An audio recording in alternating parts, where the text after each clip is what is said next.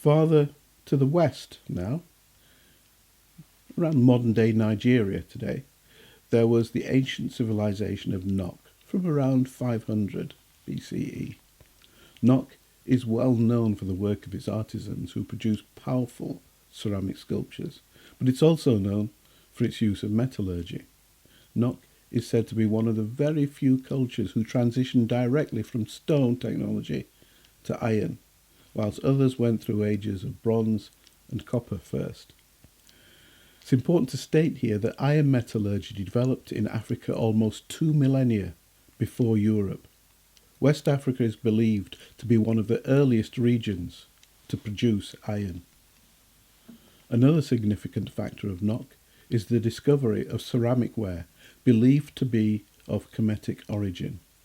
This supports West African oral histories that tell of trade relations with large empires far to the east and the north. This exposes another European lie, that civilizations as advanced and as powerful as Kemet or ancient Egypt could exist on the continent for thousands of years without interaction or influence on any other African society, i.e., Africa could be home to one of the greatest of human civilizations, yet the rest of the continent remained backward, primitive, and savage. Another civilization in the region of modern-day Nigeria was ancient Benin, around the 11th century. Benin was noted for its bronze sculptures of people which were so naturalistic that Europeans refused to believe that these were created by Africans.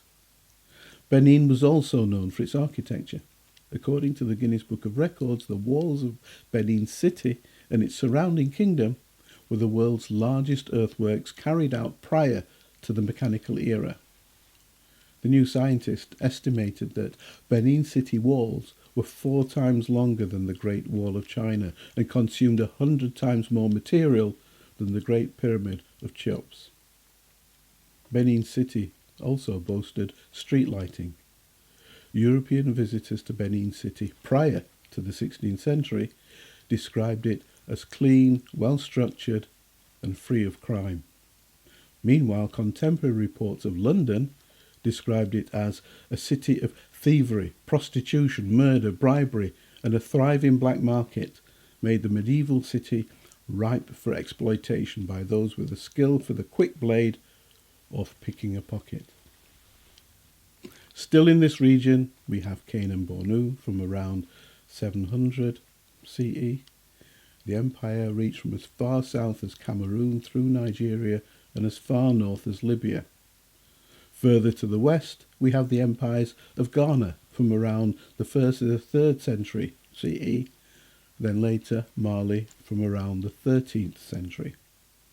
The leader of Mali, the Mansa Musa, the 9th Mansa of Mali, is said to be the wealthiest man in the world. Indeed, he is regarded today as the wealthiest man in history.